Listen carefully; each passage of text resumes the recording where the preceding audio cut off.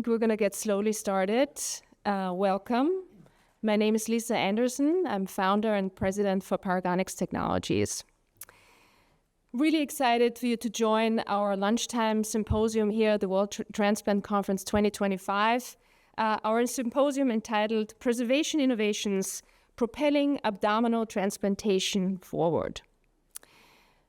Earlier this year, our clinical investigators reported on significant advances in heart and lung preservation. Investigators showed that using the Paragonix Sherpa pack, the mortality rate at 4 years is reduced by over 54%. In lung preservation, investigators showed that the rate of textbook outcomes following lung transplantation was doubled using the Paragonix BaroGuard system. Today, we are proud to share with you data and new advances in kidney preservation as well as liver preservation. I personally am very proud to state that our company is the only company that is supporting all 5 solid organs with the Paragonix Sherpa pack cardiac transport system, LiverGuard, the KidneyVault, our lung BaroGuard device, and the pancreas pack.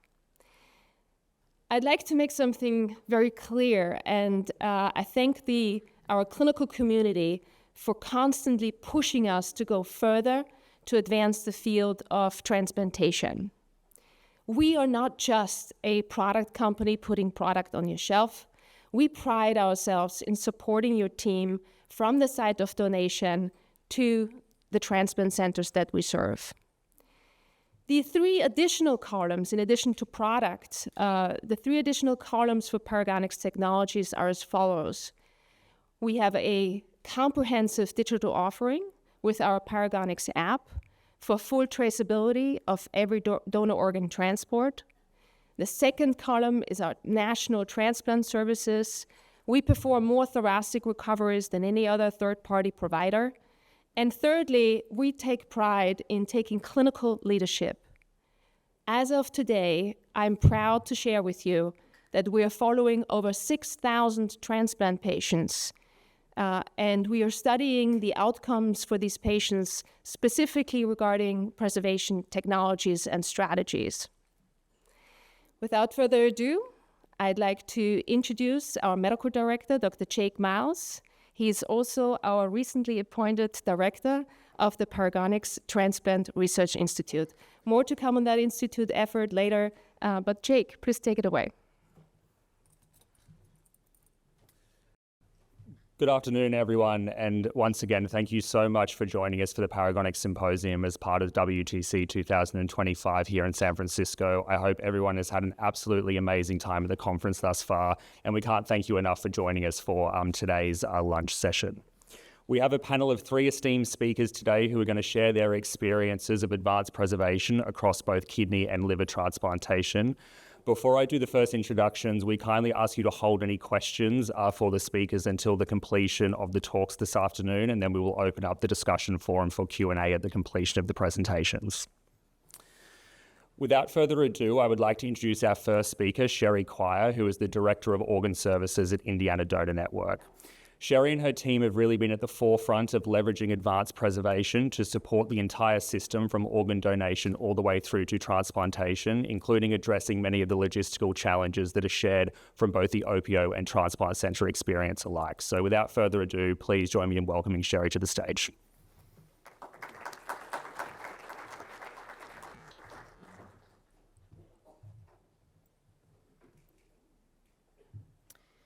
Thank you, Lisa and Jake, for the opportunity to share our experiences with KidneyVault. I have no conflicts of interest or disclosures that are relevant to this presentation. So I'd like to start a little bit with the current challenges that we have in donor allocation, and with the addition of CAS 250 in spring of 2021. As you can see, there's an example here of what kidney allocation looked like before that and then after on the right. What you see in the first picture is really the green dots where allocation stayed within state. and then CAS 250, where all of the allocation is going to in a 250-mile circle. It's been a little bit of a circus. So for Indiana, we have 2 transplant centers that are local. 85% of our kidneys used to stay in state. Now, any given donor hospital, we are 42 to 45 local centers, and only 14% of our kidneys are staying in state. Also, we had an increase in sequence numbers of acceptance, as well as the number of programs that have been notified for each kidney allocation. Also, with CAS 250, you had an increase in the allocation complexity. So you had KDPI kidneys that are taking longer, lower KDPI kidneys that are increasing in the amount of ischemic time that is put on that kidney, as well as the non-use rate increased by 220%. Some of the landscape around kidney transplantation and transplantation in general is that DCD has increased while brain death donors have decreased just slightly. The other part of that is also had an increase in the age. So 50 to 60 and 65 plus have taken a huge jump in the last couple of years, as well as the offering of higher KDPI kidneys, and in turn, with the intent to transplant, but now discarding those kidneys as well. I'd like to focus a little bit on the Cochrane review and how that review states that HMP reduces delayed graft function compared to static cold storage, as well as demonstrating improved graft survival. But what we really need to focus on is that really that timing is what makes the difference. So the benefits are only seen when you actually have kidneys on pump from the donor OR all the way into implantation time. So here's the Paragonix KidneyVault. It is a portable perfusion technology, perfuses kidneys throughout the entire journey. So from that donor OR or shortly after and to the implantation time. You do have real-time data, so you have that increase in visibility for not only the staff that are utilizing the KidneyVault, but the accepting surgeons and the potential accepting surgeons and staff. You have the precision cooling system, which is the SherpaCool, which keeps those kidneys between 4 and 8 degrees Celsius, so no ice. And then it's mechanically isolated. It's protecting in a leak-proof, rigid 2-chamber. So it's protecting that kidney the entire time as well. So really the principles of operation of the KidneyVault are seen here in this S-curve. The S-curve really describes how KidneyVault regulates pressures and flows. As resistance decreases, you also have pressure decreasing and increasing that flow. So as opposed to some of the pressure-controlled systems, it's automatically intrinsically doing that rather than having to have a human change those pressures. So it takes out that variability that we see with operators. So this is the KidneyVault expansion from December of 2024 until July 2025. We have done, as a whole, over 400 cases. There are 16 OPOs that are involved with KidneyVault. And with those, we have reached over 90 transplant centers. We've used over 70 commercial flights, and the longest distance that's been on pump is over 2,800 miles. I'm going to start to share our experience, but this is a little bit about Indiana Donor Network. Our service area, we actually service 85 of the 92 counties in Indiana, so all those counties that are near Chicago, Louisville, and Cincinnati are serviced by other OPOs. Our DSA population is about 6.8 million, with 4.2 million of those being registered donors. And in 2024, we saw a little over 6,300 referrals. We do have 2 transplant center hospitals in downtown Indianapolis, Indiana University Health, and Ascension St. Vincent. And in 2024, we did a little over 500 organ donors with 1,388 organs transplanted and over 1,200 lives saved. We do have our own donor ICU and recovery center. So here's some pictures from our recovery center. We do our own biopsies. We have 2 recovery suites. We have 6 ICU beds, with an isolation room and family suite, cardiac cath lab, CTs, and preservation rooms. So when we started this journey with KidneyVault and with Paragonix in December, we quickly knew that we needed to set up some guidelines for our staff so that the boots on the ground could really make decisions in real time of what they need to do. Since spring of 2021, we have always put all of our kidneys on pump actually in the OR and then transported them back to our center and then allocated from there, and sometimes allocating on the way back. So with Paragonix entering the scene with us, we set up some criteria because we do have a center that does accept kidneys pretty frequently. And if they are in the top 20 rank, we do use our alternative HMP and not put on KidneyVault right away. If we are over 200 nautical miles or certain Illinois or Kentucky centers or Ascension St. Vincent, so we'll talk a little bit about this in the coming slides, we will actually then switch over to KidneyVault or put on KidneyVault actually in the OR. So some of our OPO dynamics, we do have 24 surgical recovery specialists that are preservationists as well. We have the ability to hand carry with a third-party partner. We do have access to charters with TXJet pilots and using the Paragonix app, as well as internal drivers and utilizing the Paragonix app. Our transplant center dynamics, what we found locally and throughout the United States is since there are a lot of OPOs that are no longer pumping for transplant centers, you do have a lot of transplant centers that don't have perfusionists, they don't have the ability to pump, they're relying on third party or their local OPO to be able to do that. We have one center in Indiana that does not pump as well, so we are actually pumping for them.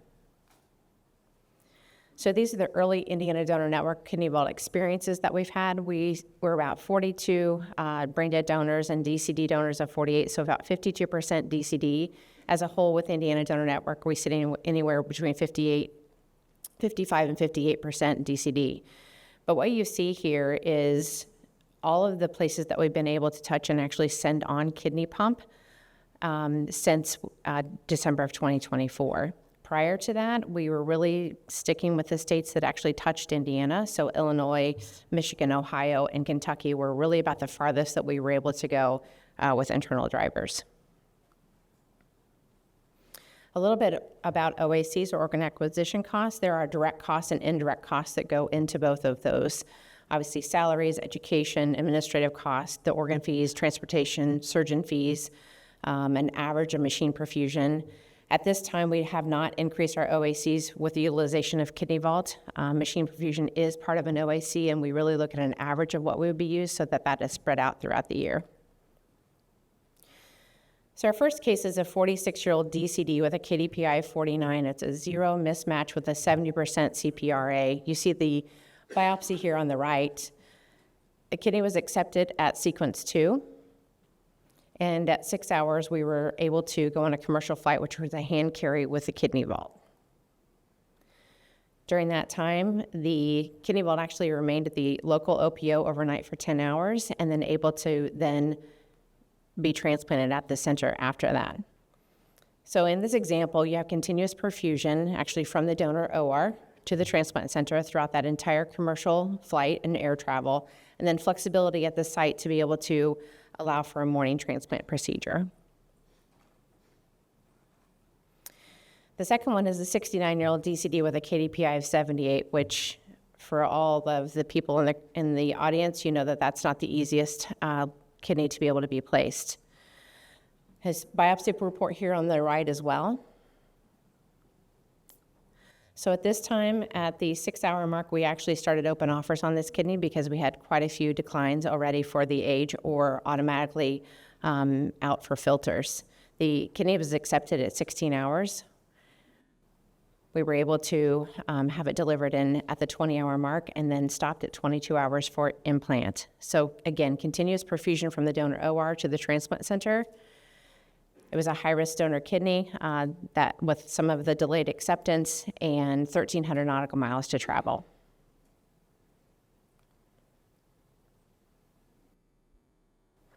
This is another 46-year-old DCD with a KDPI of 49. It was a zero mismatch as well with 31% CPRA.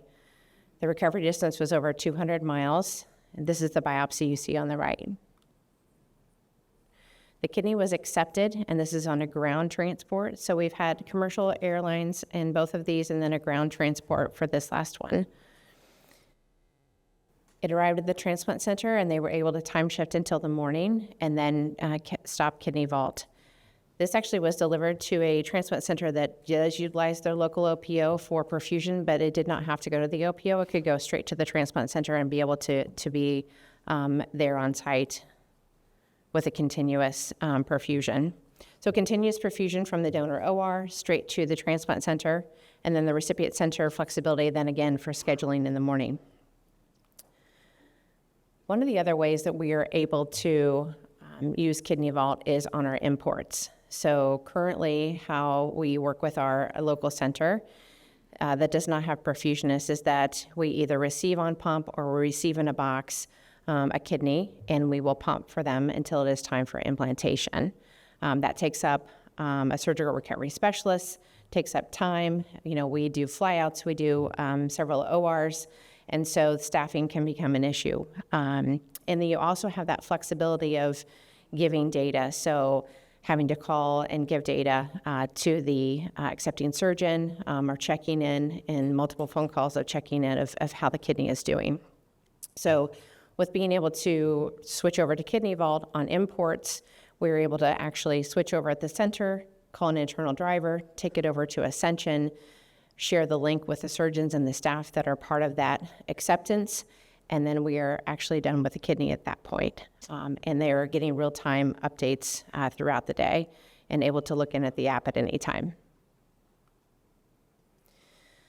So the KidneyVault system nationwide, this is where product availability is for OPOs. These are the 16 OPOs that currently have KidneyVault. So in conclusion, KidneyVault really expands that access of end-to-end hypothermic perfusion, addressing those key logistical things that we face by OPOs, as well as some of the parameters not needing to have drivers that are trained or drivers that would need to pull over and call perfusionists to be able to change something on the pump. Allocation is real-time monitoring of perfusion parameters, so we can actually send a link when we are allocating that kidney, so they can see in real time what's happening with the kidney rather than going into UNET and checking what's been uploaded or downloaded at a specific time. The KidneyVault actually gives you real time minute by minute pressures, so it's always up to date as well. Transportation, so we've been able to do hand carries on commercial flights. The other big piece of this is that at the accepting center, we don't have drivers or pilots waiting for capital to bring back with them. They're dropping off the KidneyVault, and then they're able to turn around and actually leave. And with transplant centers, trying to remain equitable as much as possible. There's a lot of transplant centers that don't have perfusion staff. And so even though there's kidneys that should stay on a perfusion device, they don't have the ability to accept that kidney on a perfusion device and then continue that until the OR. With KidneyVault, they can actually accept, it's staying there, they can get all the real-time data, and then actually time shift until they can actually implant the next day. That's all I have. Thank you.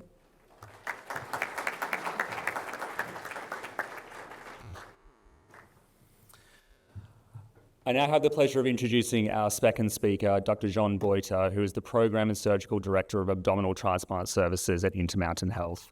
Today, Dr. Botha is going to share the evolutions of learnings from the GUARDIAN-Liver Registry and how those learnings have been applied to the liver transplant program at Intermountain Health. So welcome.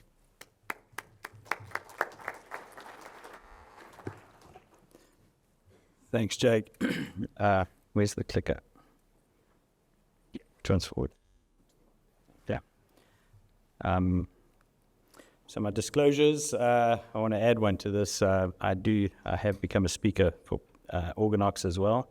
And then the last disclosure is that before you accuse me of drinking the Kool-Aid, I was a skeptic, Paragonix skeptic for some time. So the collective experience from solid organ transplantation demonstrates that donor organs preserved on ice show rapid decay in preservation temperatures that approach freezing within the first 1 to 2 hours after preservation. There was a really cool talk this morning, well, I thought it was cool anyway, about cryopreservation and nano-rewarming. And the message I left with from that presentation this morning was that ice is the enemy. despite the fact that I've grown up in transplantation and ice has played a big part in everything we've done. So infrared thermal images of porcine livers preserved with ice and static cold storage across the 6 and 12-hour timeframes demonstrate organ surface temperatures that are below freezing, and they include significant variability on the anterior and posterior surfaces or aspects of the pig liver. In contrast with LiverGuard preservation, we see consistent temperatures held between 4 and 8 degrees Celsius with reduced variability in surface temperatures during preservation.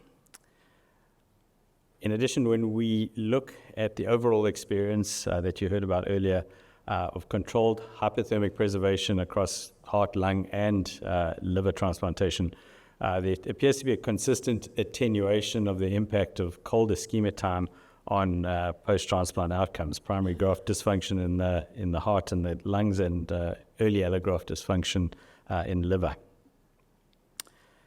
So the GUARDIAN registry, which you've heard about, represents really just a real-world clinical registry focused on organ preservation with LiverGuard compared to traditional static cold storage with ice.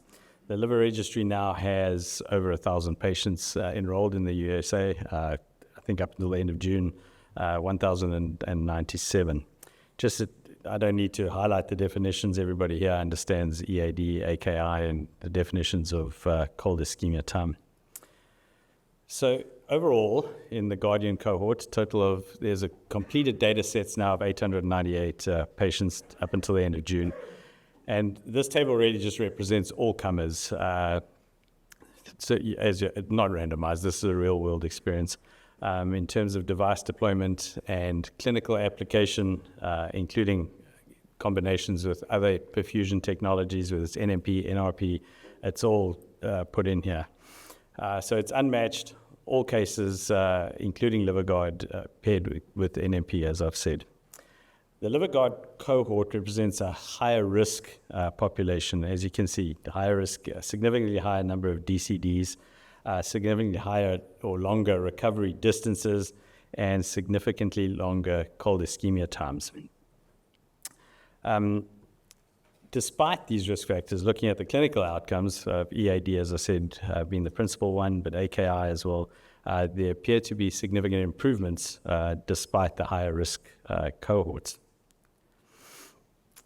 If we propensity match this cohort, we came up with 205 pairs. And when everything is balanced, including the use of NMP, compared to the previous table, when all things are considered equal, we still observe a strengthening of the EAD signal, that a reduction of 51% in this propensity-matched cohort. If we look at a logistic regression model of the same propensity cohort, looking at the predicted probability of early allograft dysfunction in the liver as a function of cold ischemia time, you can see from the graph there is no time point along this continuum of cold ischemia time where static cold storage provides any benefit over controlled hypothermic preservation.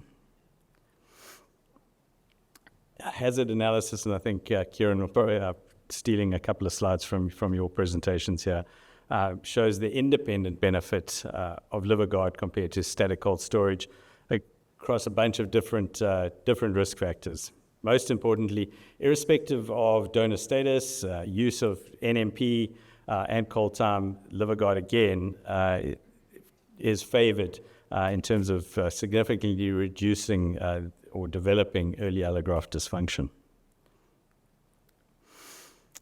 And then in terms of our program evolution and the implementation of LiverGuard, we asked ourselves the same question that Kiran is, and I think, again, we got this from their great experience. When you see his numbers, we're a little pea shooter out in the Mountain West compared to the cannon down in Florida. But we asked ourselves the question, what if we can safely extend cold ischemia time without impacting outcomes? What could we do with that time? And in this matched analysis, 100 patients in each group, we added 2 hours of cold ischemia time to the LiverGuard cohort shifted that histogram that you can see by 2 hours along. And despite the longer cold time, there was no difference in incidence of AKI, EAD, hospital, and ICU length of stay. So, as I said, we were a small program in the Mountain West up until 2022, and we've seen explosive growth in our liver transplant program. And for 2025, the start is a little early. We're probably, if we maintain this, we'll do over 220 liver transplants this year, which the growth seems to continue. There's been a 30% increase in our mean recovery distances. You can see just looking at the number, the black in the bars there are DBDs, the red or rust color is DCDs, and there's been a huge expansion of DCDs, and I think everybody doing liver transplantation in the world is seeing this right now. This is where the expansion is, and right now we're at 50-50 in 2025 in terms of DBD and DCD. I have the data, and we're all seeing the same, is reduction in waitlist times. We're down to a median waitlist time of 2 weeks in our program currently from the time of listing to transplantation. It's really just an unprecedented and incredible time to be in the field and seeing this where, policy and allocation policy has always been framed with organ shortage, and to be able to be part of this right now is I think we all share that sentiment. It's pretty cool. So what did we do intentionally as a program to facilitate this change? We've developed relationships around us, the OPOs around us, to expand the use of local procurement, that we don't have to go all the time. We don't have fellows in our program. Well, we just started a fellowship program. We don't have, so it's all our surgeons going out on procurements, bringing back the organ, backtabling, and then doing the implant procedure. So using local procurement has changed our ability or allowed us to expand. But we have a program-based NRP program that, after having a bespoke course in Edinburgh, and again, I see Mr. Curry follows me around on my talks, and again, it's just a huge shout out. That's been a game changer for us. In addition to that, we've developed back-to-base normothermic machine perfusion, which has also been dramatic for us. And then the last thing is somewhere in between. We found a reason to use LiverGuard. So the way we use all of this, and everybody uses them differently. For us, it's DBD cases and with extended criteria, and one of those is because we live in a geographically rather sparse part of the country. We've got large distances to cover. Even within our local OPO, our local DSA, we're flying up to an hour away to do retrievals. But broader than that, in the Mountain West area, it's more often than not we're flying distances of greater than an hour and a half.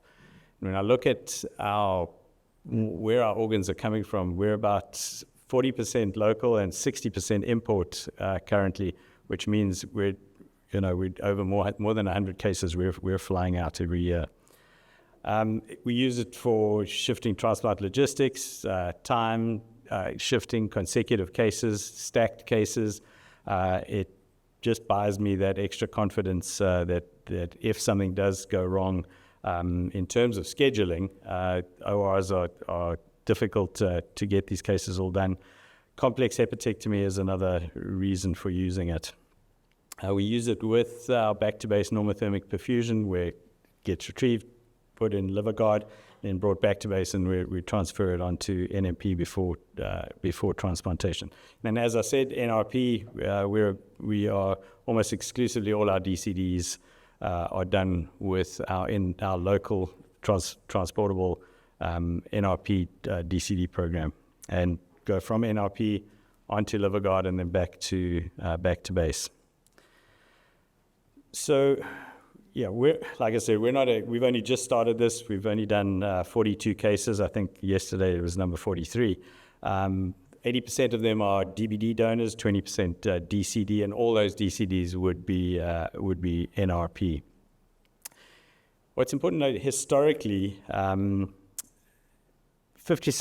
before 2022, 50% of our liver transplant volume was within the 250 nautical mile range, the red circle that you see there.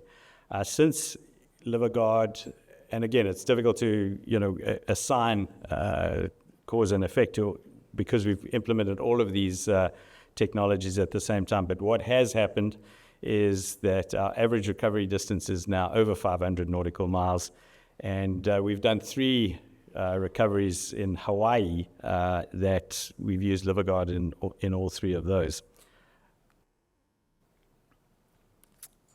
The other way we've used it is, again, I just mentioned the Hawaii, is expanding our geographic range. And I'm just going to use a couple of, because our series isn't that big, just use some cases to illustrate how we use it and how we've applied LiverGuard in our program. So we offered an organ from Hawaii.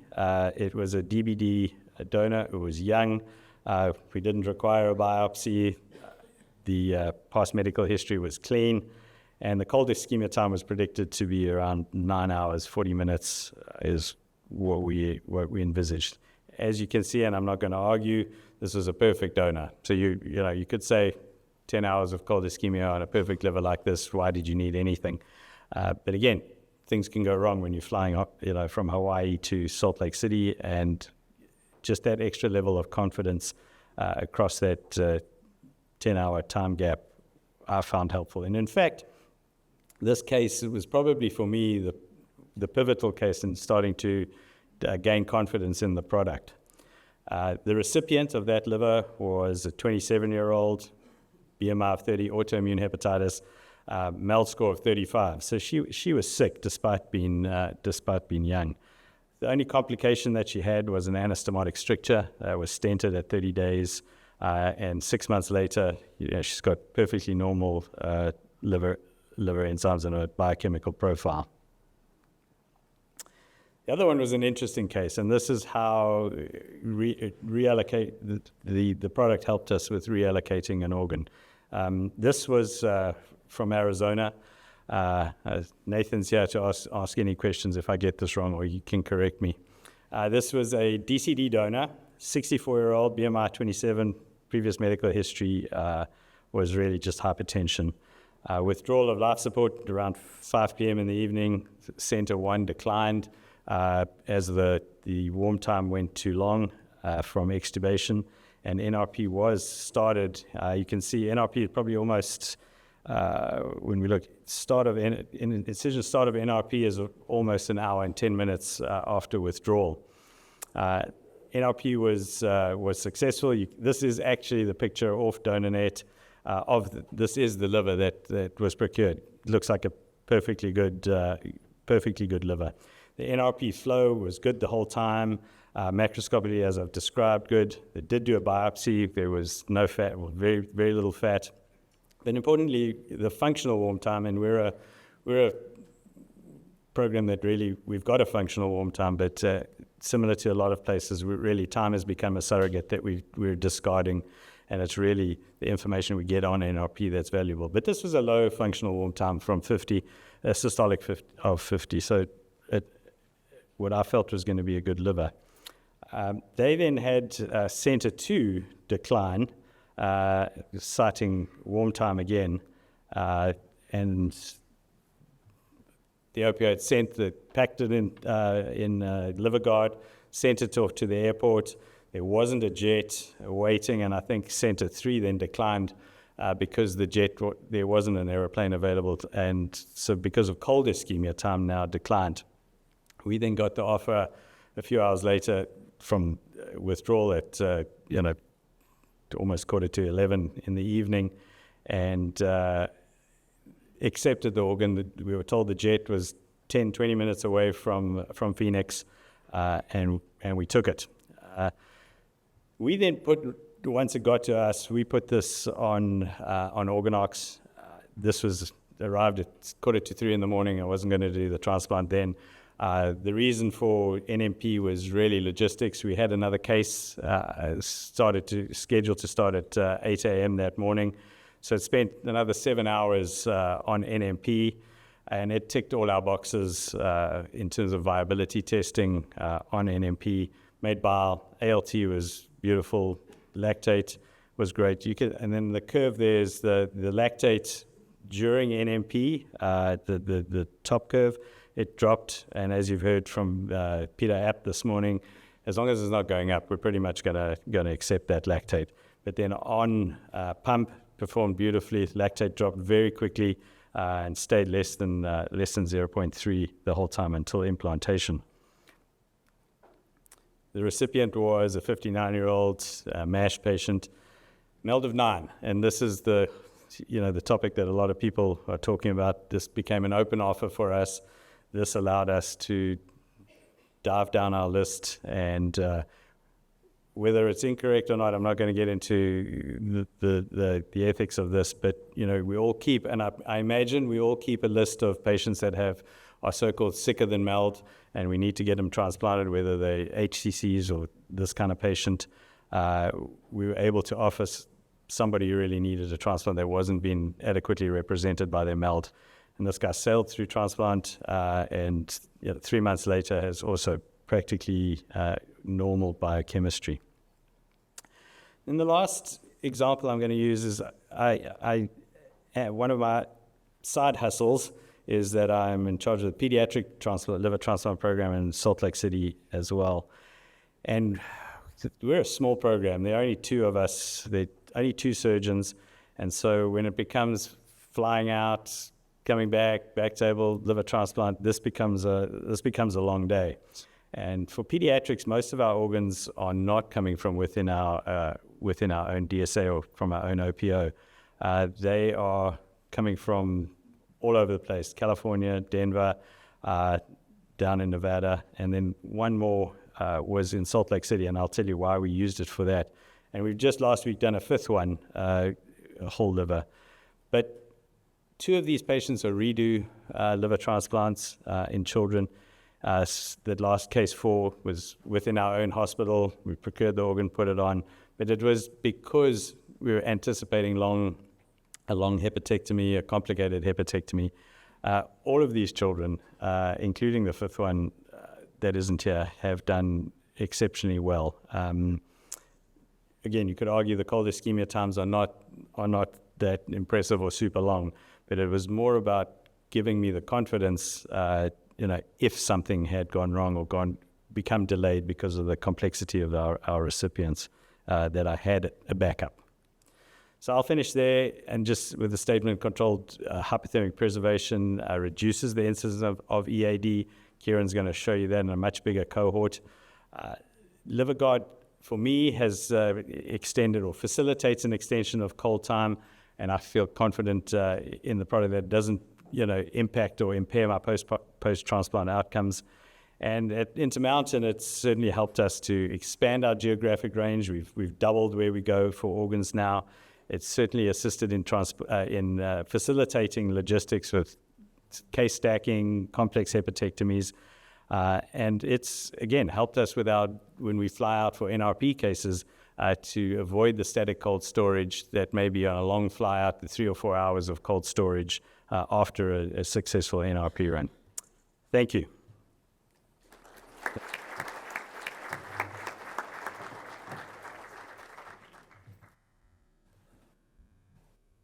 Our last speaker this afternoon is Dr. Kiran Dhanireddy, who is the chief of the Tampa General Hospital Transplant Institute. Dr. Dhanireddy and his team have really been at the forefront in terms of leveraging advanced preservation to support program goals, growth, but also how to think about the implementation of advanced preservation from a cost-effective model perspective. So please join me in welcoming Dr. Dhanireddy to share his experiences.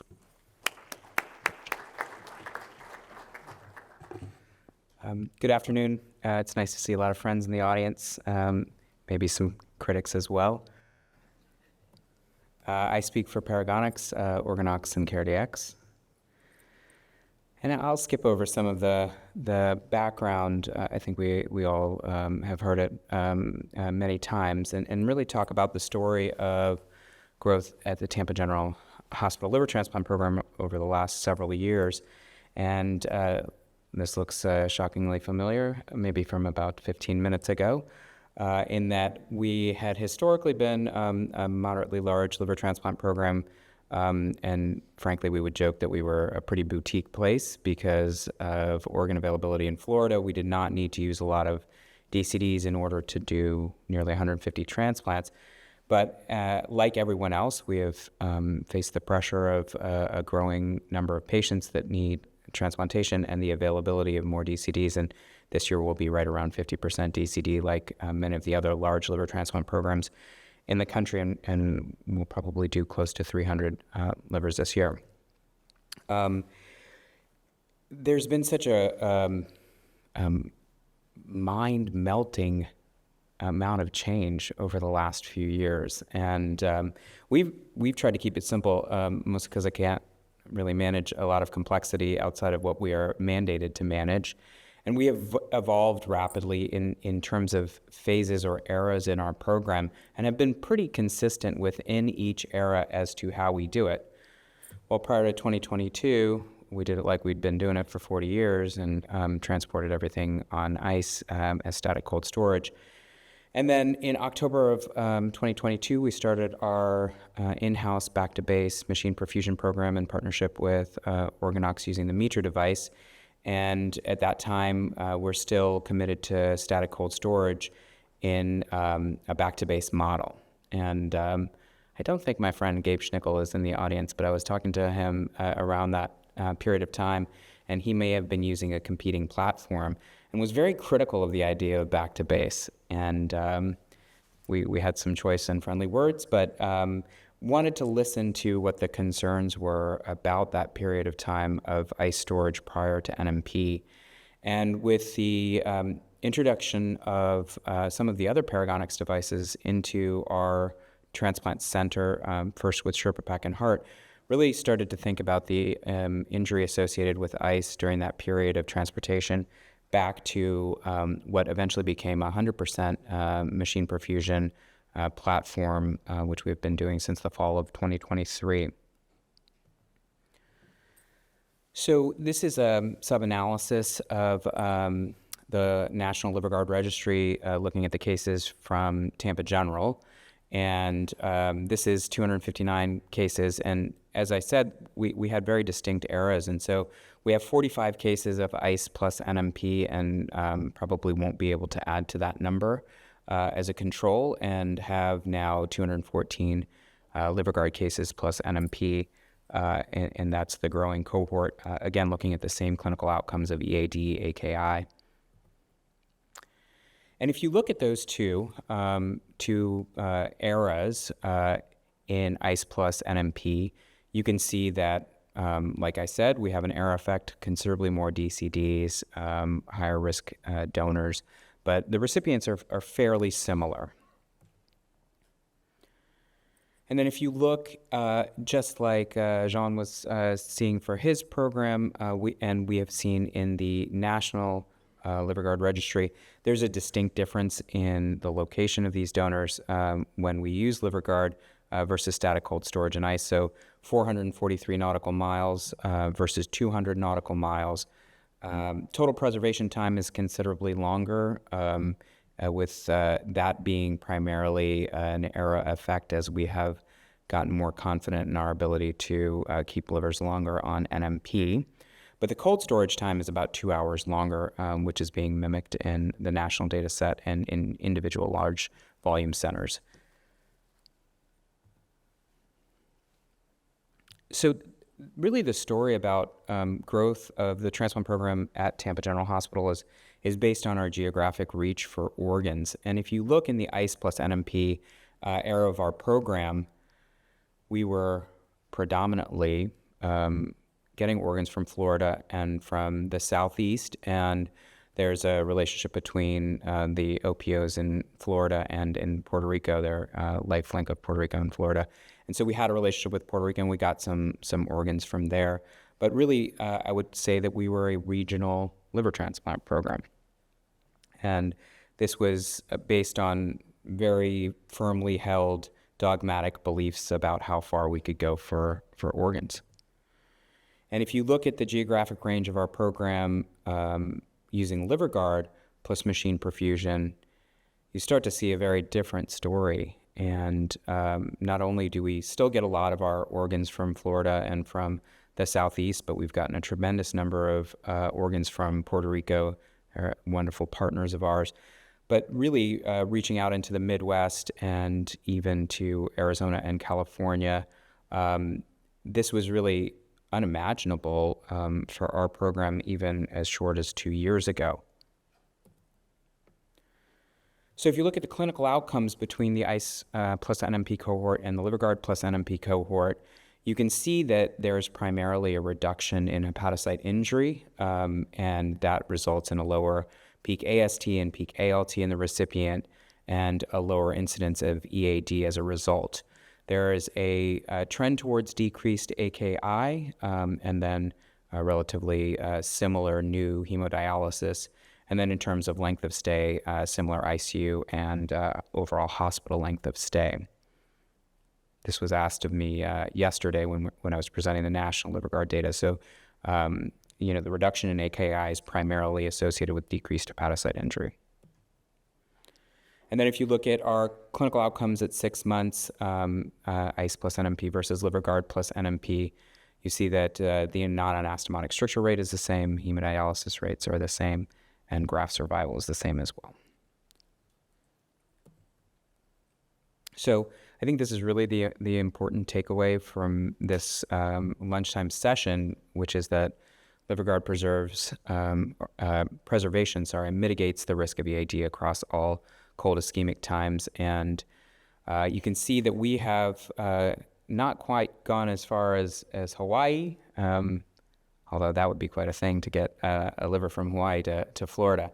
But we have gone 13 hours in cold storage and LiverGuard and really have seen that the clock ticking sensation that we all had in the past when livers were in ice has been mitigated to a large degree, and that the risk of EAD is not zero. And it seems stubbornly in our center to be around 25%, even under what we consider to be optimal conditions, using LiverGuard, using NMP, even in what we would call high-quality grafts. There's still, about a quarter of patients that get EAD.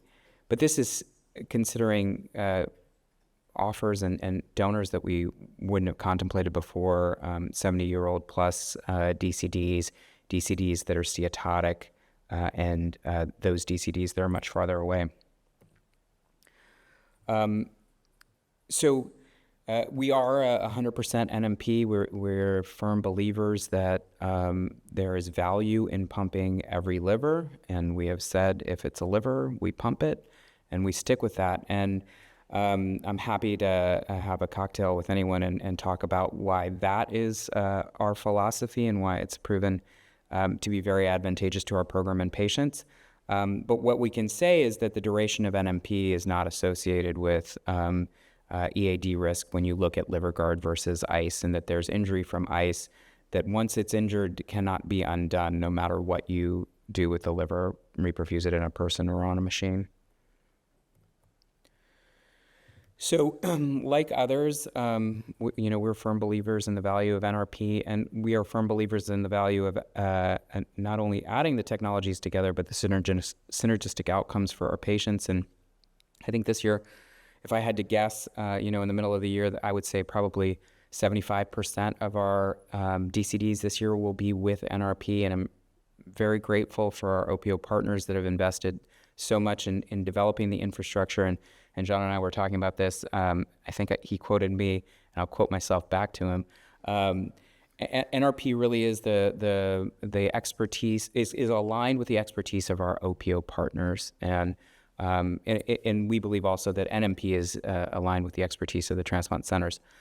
So you can see here we have used LiverGuard to expand our reach across the Southeast and Midwest and over to Arizona, and have seen very long recovery times, cold ischemic times of up to 10 and even 12 hours, but 7.5 hours on average, with very acceptable rates of EAD of 34% and very good graft survival.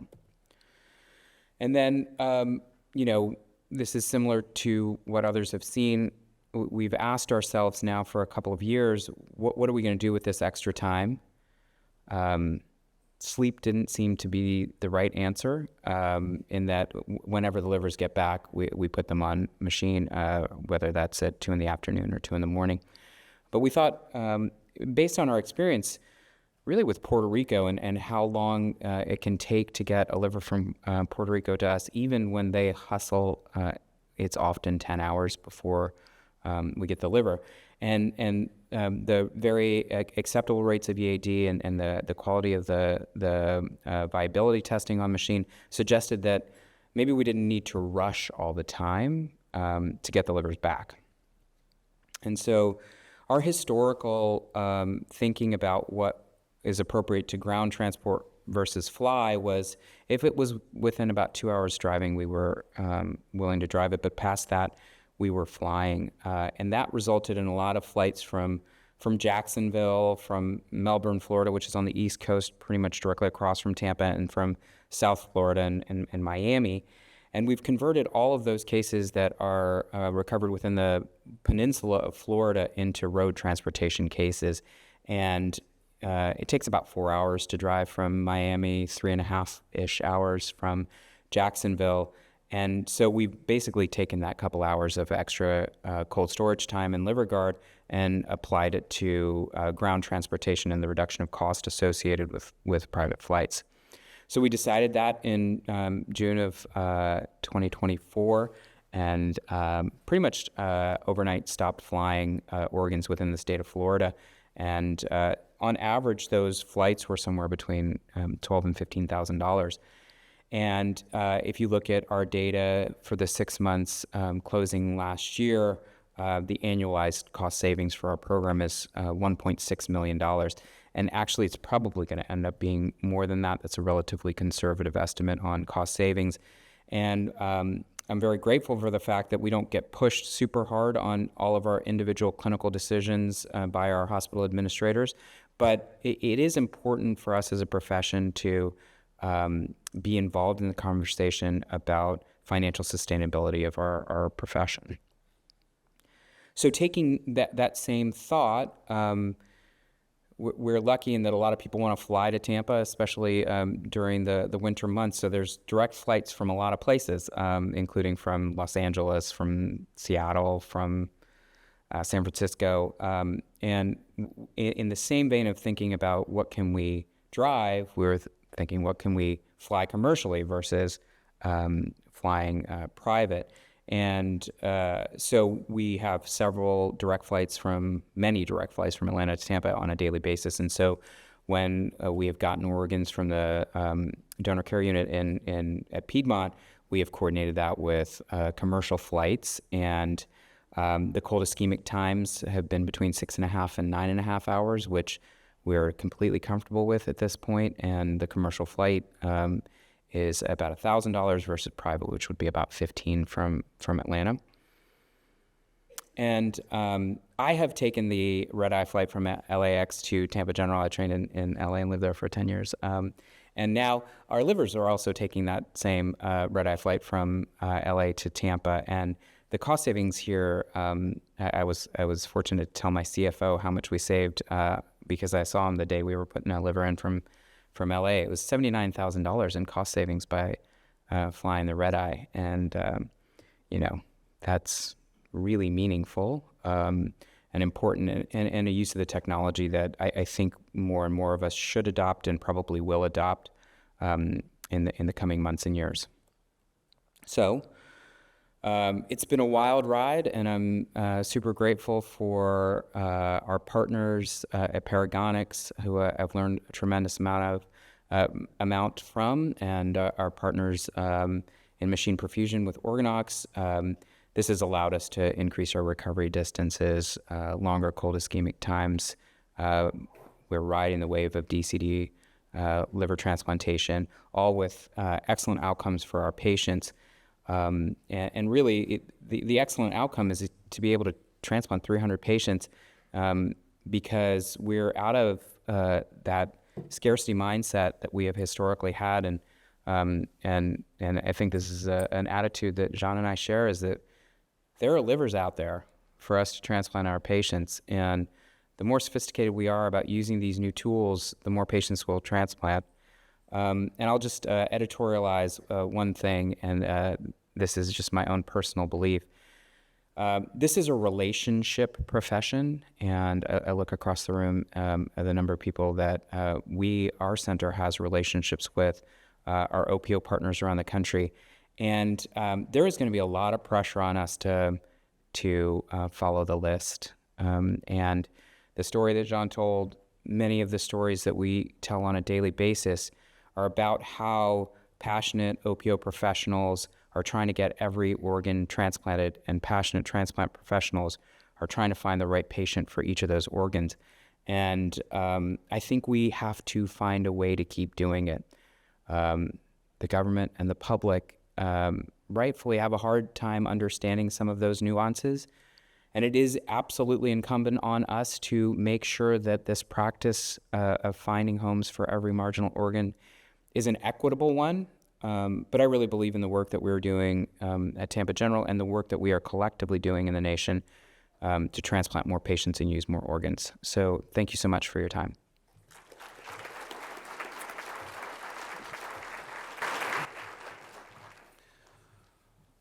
I'd personally like to thank each of our speakers for these wonderful presentations this afternoon. I think in a world of evolving risk in transplantation, sharing real-world experiences is incredibly impactful for everyone in the room. So thank you all very much.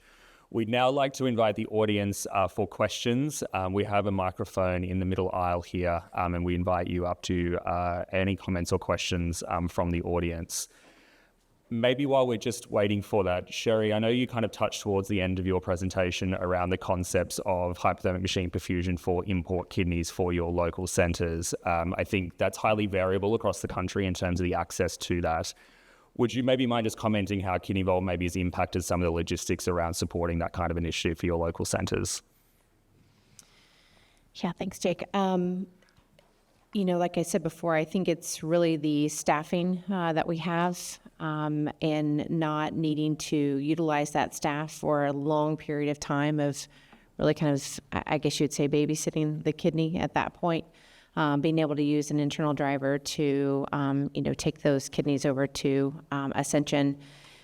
But I think the big piece is the visibility of being able to give that link to the surgeons and the staff that are around the OR, as well as even, staff in the OR, to know what's going on with that kidney at all times, and not having to also field phone calls from, the staff at Ascension. So it's helpful for them. It's helpful for us. And again, we don't have to then go back, pick up another pump, or have any issues with broken pumps. We had many discussions with the OR directors, because we did have a lot of broken pumps coming back when they had been sitting there for 10, 15 hours as well. So wonderful, thank you.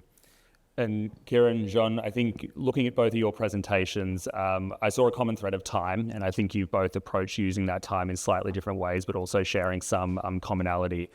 Would you maybe mind just commenting on the evolution of this idea of using time in each of your practices? I think, everyone starts somewhere. We don't all start towards the end of the experience. So maybe just kind of talking us through what that temporal evolution is like would be fantastic. Just because I have the microphone, I'll go first. So I think that there's multiple valid uses of the extra time that we've gotten from cold storage and LiverGuard, and the extra time that we've gotten from NMP. And we have used that to get organs from farther. But the logistics piece, I think, is critical. And John said it multiple times in his talk, that the idea that what we used to do was under such tremendous time pressure, doing a redo pediatric liver transplant, there's enough stress in that. Right, and if the 2 extra hours that you get by preserving the organ in a safer way offers you the ability to be more thoughtful about the approach to the transplant, be more meticulous in the surgical technique. That is a benefit that's really hard to quantify for patients. But I think that for all of us who do liver transplant, not having to sweat the pace of the hepatectomy is a meaningful thing. And what that does is it changes our psychology about what we're willing to accept and when we're willing to accept it. And this is a really important thought for our group is when we reduce the pressure of the decision-making process in accepting organs, we accept more organs. And so that is, again, a difficult to quantify concept, but one that is critically important and reflected in the growth of the programs. Yeah, thanks.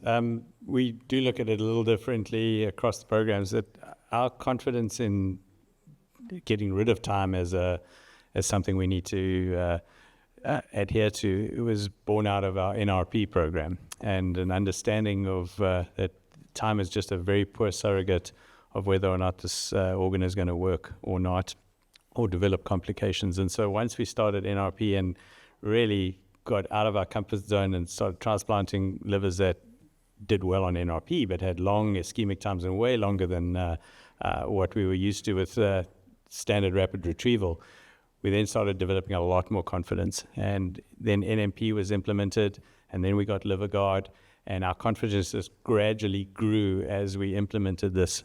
I'm not going to lie that we've used NMP to sleep, but I definitely feel I come from a program where, liver transplantation was regarded, or transplantation was regarded as a nice to have. Now all of a sudden we're the crown, the jewel in the crown, and we're like, wow, how did we get here? And so we get to request more things now. We get more operative time. We get 2 operating lists a day, Monday through Friday.